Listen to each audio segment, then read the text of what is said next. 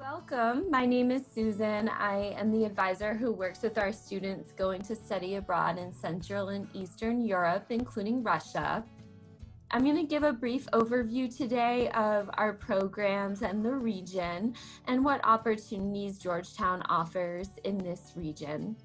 All right, so to get started, we have several available programs in the region. So this is a quick list, but we're going to go through each city so you can get an idea of what's available in each location. But you can see we have a variety of programs available to you in Russia. A number in St. Petersburg, and they do vary in terms of course offerings and other features. We have a few different programs in Prague, and then we have a program through SIT in the Balkans. In terms of general requirements for all of these programs, we're typically looking for a 3.0 GPA. So students who are applying should have maintained that 3.0 average. A disciplinary record that shows a good history of citizenship at Georgetown. The language requirements are going to vary by program, but we'll mostly be talking about language requirements in Russia. In the Czech Republic, we do have students take beginner level Czech while they are there, but we don't require that students know Czech language in advance. So starting off with St. Petersburg, the first program I'll mention is the Russian Area Studies in St. Petersburg. This is our only program in Russia with no language prerequisite. So I have either students who have not taken Russian before or have just started Russian when they decide they want to study abroad there. So sometimes students just have an interest in Russian culture, history, literature, but they haven't necessarily pursued the language. So this would be a really great program for that. Or students kind of discover the Slavic Studies department at Georgetown a little later on and closer to when they want to study abroad, maybe late in their sophomore year. And so they need a program that offers more of an intermediate language. So this is a great option for that. Students still have to take Russian language while they are there, so it's still a very important aspect of the program. You take 2 courses in language, so it's still pretty intensive. Then your area studies courses on this program are taught in English. There's lots of great support and orientations to see St. Petersburg, get outside and see other locations in Russia, and students on this program live with homestay families. Typically, the Russian area studies beginner language students would be with homestay families that, maybe have a little English and are able to help students along, but it's still really wonderful practice with learning language. The same program provider has 2 centers in the same city. So they also offer the Russian language studies track, and this is for our advanced level Russian students. So if you are a first-year student already starting Russian at the intensive level, which is how Russian is taught at Georgetown, this is more of the level that you would be at as a junior.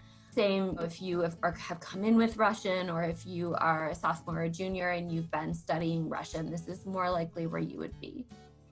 On this program, you take 3 language courses. So you're actually coming away with the equivalent of 9 credits of Russian language, focusing on different skills like writing and reading, pronunciation, and things like that. And then you'll also take 2 area studies courses. Those are taught in Russian. So you're taking 100% of your classes taught in Russian, but you are taking them with other US students. So you're not taking them with Russian peers. So everybody's sort of in that same boat with getting used to taking all their coursework taught in Russian language. Again, this program has a lot of great support, excursions. They really emphasize their activities with Russian peers. So students who also kind of want that language exchange, and they have a wonderful orientation. Again, you will live with homestay families. So that's a really, really important part of our programs in Russia. There is a Russian language studies program available during the semester, and also you'll notice during the summer. Students take a language pledge. They have lots of cultural activities and excursions and live with a family. This one is typically for a student who has completed 2 years of study at Russian. The Slavic Studies Department recommends Russian 112. But if you are at a slightly different level and want to know how this could fit into your degree progression in Russian, or maybe it's the only time you're going to have to study Russian, there are other levels available. That's just what it seems to fit best into the Russian studies at Georgetown. So if a student is at a lower level, we always recommend you just go and meet with the Slavic Studies chair to make sure you understand how that will fit into your studies here at Georgetown. Next up is the Smallney College program, also in St. Petersburg. This program is run through Bard College. They have this partnership with Smallney College, which is a liberal arts institution located at St. Petersburg State University. So the students there are mainly Russian students taking liberal arts degrees in small classes, just like most of our courses at Georgetown. For this program, you should be at a higher level of Russian because your 6 credits of Russian area studies are actually taken alongside your Russian peers. Now you're still getting 9 credits of advanced language, so you get a lot of really great language support to help you with those direct matriculation courses. But usually my students who choose the Smallney program, they might be very comfortable and eager to learn alongside their peers. And also, it gives you a great opportunity to take courses in maybe areas that aren't taught on other Russia programs. So most of our programs in Russia, the area studies courses are all about Russia, Russian history, Russian culture, Russian politics, literature, art, things like that. On this program, the Russian students are getting their degrees there. So they may have some courses about Russian history, but really, if they're studying history, they're taking world history and British history and even possibly American history. So the coursework will be a lot more varied. They have everything from computer science to music to history, international relations. So students are able to take a wider variety of courses, but again, do need to be comfortable with that immersion aspect of this program. Again, homestay families and excursions are provided. We have one program in Moscow. I don't know if anybody has seen this picture or knows what this is. This is actually in a subway station in Moscow. And I always like to show this because it looks very, very different from those in Washington, D.C. Much more beautiful.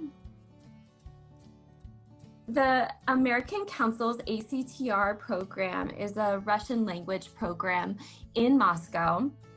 For this program, we recommend students have 2 to 3 years of college level Russian.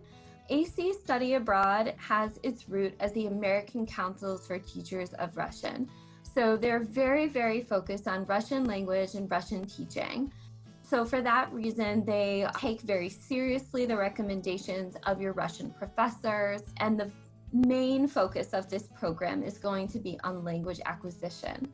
So on this program, during the first half of the semester, it is entirely focused on language. And then the remainder of the program, you do work in your area studies coursework, which equates to about 1/4 of your credits. So the credit load is similar, but that initial focus is highly intensive on language, and that is the real goal of this program. So there aren't as many courses to choose from, but students see a lot of really great benefits with their language acquisition on this program. You have a lot of help from staff, excursions, and an orientation. Reasons students might choose this program might be because of the intensive language focus, and I've also had students really want that experience with Moscow. I'm going to move on to talk about Central Europe programs now. The programs in Central Europe, you'll find that most of the coursework is English taught, so it tends to appeal to a different variety of students than our programs in Russia, since those are often geared towards students with that background or strong interest in Russian language or Russian culture. So to start off with Prague, We actually have a few different programs in Prague. The first program I'll talk about is CIEE's Central European Studies program. You've seen CIE before with St. Petersburg, so this is a provider that Georgetown works with quite a bit. In their Prague program that we approve, students take one Czech language course. The vast majority of students take introductory beginner Czech. And then the other 4 classes that you take are taught in English, and they typically relate to either Prague, the Czech Republic, or European culture as a whole. Courses are a wide variety. There are a lot of strengths in the humanities and social sciences. So a lot of courses about political science and international relations, literature, history. There's a strong focus on film studies. Our students in American studies do really well on this program, so there's actually a wide variety. Up to 2 classes can be taken at a local institution, and one of those is a film school. So for any students who might be interested in film studies minor, this is a really great program to be able to take something towards that minor, but also continue perhaps with your major department or other general requirements that you want to take abroad.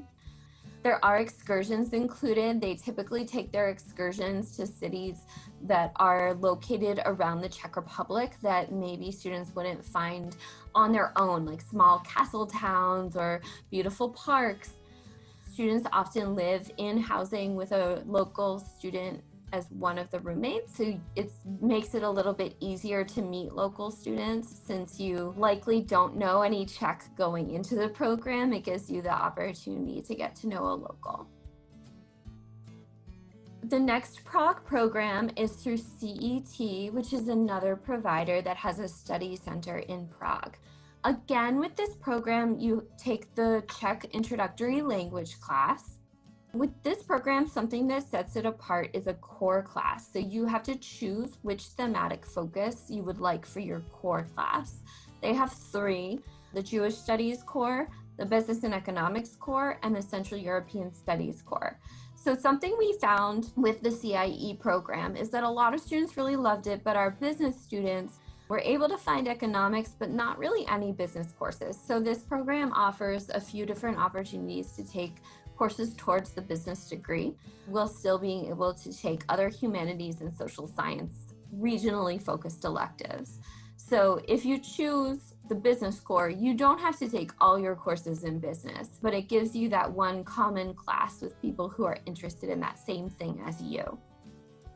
One really cool aspect of the core class on this program is that you engage in a traveling seminar. So with this, you actually go to cities outside of the Czech Republic, as well as inside of the Czech Republic. So they visit Budapest, Poland, and they go to Vienna, Austria. So students on this program, built into their curriculum, get an opportunity to travel internationally within the Central European region. Again, you live with local roommates as well as students from the program, American roommates, in apartments in the city.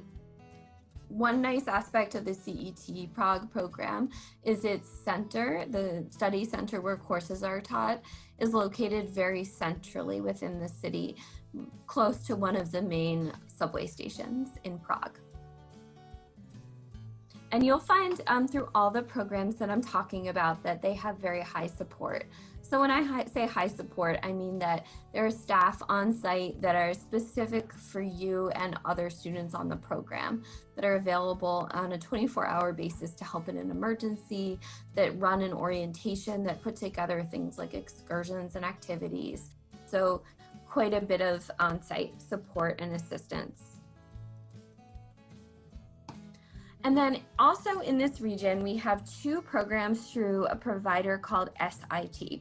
SIT has a number of programs throughout the world. The way that these programs work is that they are based around a theme. So in the Czech Republic, based in Prague, they have the Arts and Social Change program. And then in the Balkans, based in Belgrade, Serbia, but also traveling to other locations within the Balkans, they have the Peace and Conflict Studies program. So with these programs, They build 1 to 2 thematic seminars around the theme of that program. You must take the language, and then you will be trained in how to do field research related to the theme of the program. Your independent study project is actually an independent research project that you're going to build yourself with help from local professors as well as a Georgetown professor. And that will be a research project that you turn in as your final course. I always say that SIT programs start very intensively and very high support. So when you get there, you know exactly what courses you're taking. You're taking all your courses with the same people. All of your excursions are really built into your time there. But then at the very end, it gets to be much more low support and much more independent. So you may be doing research in a small town where you're the only person from the program who wants to do research there. So you get to gain quite a bit of independence as you go along, and it's all very guided along. One thing to note about SIT programs is all of the excursions are really required. So sometimes students who are going to Europe will want all of their sort of weekends free, and that's just not going to be the case on these programs, but you will have some time that is your own, but you do need to engage with all of the activities of the program. A couple notes about finances and applications. During the semester, the programs all charge Georgetown main campus tuition, and all of your Georgetown financial aid and scholarships, as well as any federal or state-based aid that you receive, follows you on study abroad. If you have special scholarships or unique funding, I always recommend that you talk to your financial aid counselor. For all of our programs, we post a program budget so that you can look and see estimated on the ground costs, because of course things like housing, cost of living can vary by location. And scholarships are available. So we have an entire scholarship section of our website. It's really important if you're interested in applying for scholarships to learn about those early, so you're aware of sort of what's out there and any timelines that might apply, because sometimes the scholarship deadline is even before the program deadline. These are just a few ways to look for more information. Definitely visit our website. We have our program brochures. When you go to search program, you can type in different locations. You can look at different countries. You can do an advanced search and search by major. So whatever sort of works for you. Would love to meet with you. So myself or other OGE advisors about the programs that you're interested in. We'll have peer advisors starting, seniors coming back from a prior semester abroad who are excited to speak with you as well. So they'll be starting soon. And definitely talk to your dean or your major academic advisor if you have an interest in study abroad, because they can help you kind of plan that into your schedule. So I always recommend, even if you're a first year student, you think, I'm not going to do this for a couple of years. I always recommend that you tell your dean it's something you're interested in, so they can kind of help you plan it in. Check out our social media. We have students who have blogged for us. When we have Study Abroad 101 sessions, you'll see those as well. And those give a really good overview of how the application process works. So it gets a little more into the nuts and bolts, whereas, this session is a little more overall view of programs. Okay, so I'll open it up to questions. I see it looks like there's one question already, and we do have a moderator who will keep an eye out for any additional ones that are asked. We did have a question of, could any of these programs work for STEM students? This region is not probably the best option for our students in the science fields. Unfortunately, there are no STEM courses on the Prague programs. At Smallney College in Russia, if you are advanced Russian, they do have computer science and I want to say biology. So they have some science courses, but they are typically taught in Russian. Hi, Susan. We have a couple more questions here. For example, what housing do students usually choose in Prague? Mm-hmm. Okay, that's a good question. So the Prague programs, and I'm just gonna go back to those.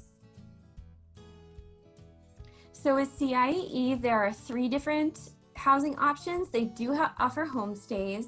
I don't have as many students choose homestays, but for students who have maybe taken Czech before, are really interested in cultural immersion, it's a really great option. Most of my students choose either an apartment or a residence hall. And the only difference between those two is that the apartments are in normal local apartment buildings. So, well, in your apartment, you're going to live with other students on the program. Other neighbors might be just locals, local families, old people, young people, all different kinds of local people. So you'll be able to get that sort of daily view of local life. In the residence halls, you're still actually in an apartment style housing, but everyone in the building is a student. On CET, it's all apartment style. So that's the only option. And I think I mentioned earlier, but one of the roommates within the apartment is going to be a local Czech student. So someone your age, someone who is also in college or graduate school, who's interested in cultural exchange and is able to help kind of show you the ropes, help you with getting around your neighborhood, knowing where to find things. And then the SIT program is all homestay in Prague. So that is a much more immersive program. So they really focus on getting every student into a homestay. Mm-hmm. Okay, we have another question about an internship. Can I do that on any of the programs? We do have a couple of programs that allow internships, so that's a good question. In the Smallney program in St. Petersburg and also in the Moscow program, students are able to get involved in internships, but they are not for credit. For the CET program, there is an option to do an internship that is credit bearing. So that is an opportunity that is approved for Georgetown students. And on the CIE Prague program, well, Georgetown does not approve their credit-bearing internship. Students can do an internship non-credit. I mentioned the independent study project for SIT. In some cases, students, as part of their research, are really working within a local organization or NGO. So while that's not technically called an internship, you are getting really valuable experience. Okay, there are a few more questions. One is about language level. I'm a freshman just starting out in Russia. Can I reach the right level to go abroad by junior year? Yes, that's a great question. And the answer is definitely yes. And it's good that you're starting now. Russian is taught at an intensive rate at Georgetown. So the first 2 years, the first 4 semesters of Russian are taught 6 credits each semester. So if you're starting now, you'd be starting with 6 credits a semester. You'd be starting at that intensive level and you would continue for the next few semesters. So that's going to allow you to get up to a pretty advanced level, even if you're just starting now. And most of the students that I work with started Russian when they started at Georgetown. Sometimes students took it in high school, but most students did not. So that's perfectly fine if you're just getting started. In general, our students tell me that they felt prepared for the program that they selected. So yes. Great. And then there's one last question. If I study in Russia, is it possible to travel? Oh, that's a really good question. So the Russian visa is a little bit different from when you enter one of the European countries. So I think most people know that when you go to a country in the European Union, you don't really need to cross borders. You can travel quite freely from country to country. When you go to Russia, you're getting a special visa to enter Russia. So students who go to Russia are getting a student visa, and they actually begin as a single entry visa and then extend that to a multi-entry after they've arrived. So for the first couple of months until that visa is converted to multi-entry, you do have to stay in Russia. And I think you'll find that there's a lot to see in Russia. It's very large. So there are a lot of places to visit. And I don't think our students feel like they are missing out on opportunities, especially because, they may have been waiting many years to visit Russia, and it's not, it's a big effort to go there sometimes. So having that time to begin there is really valuable. Once you've switched to a multi-entry, it's up to you. And sometimes, students in St. Petersburg might go and visit nearby countries, maybe go to Finland or other nearby locations. But actually, many students will continue to stay in Russia because they've found other places that they're interested in seeing. On the CIE program, there's a free travel week that typically falls after the visa has been converted to multi-entry. So in some cases, students will go to Europe with their free travel week, or maybe go to Georgia or one of the nearby locations like that. But I've also had students who will take the railroad east or visit Lake Baikal to see sort of central Russia. So there are a lot of really wonderful things you can do in Russia, but if all goes well with the visa, then you should be able to have that option to travel elsewhere. Okay. Well, thank you very much for coming to the presentation. And again, please come and meet with me, or feel free to send me an email if you have further questions. I hope to see you soon.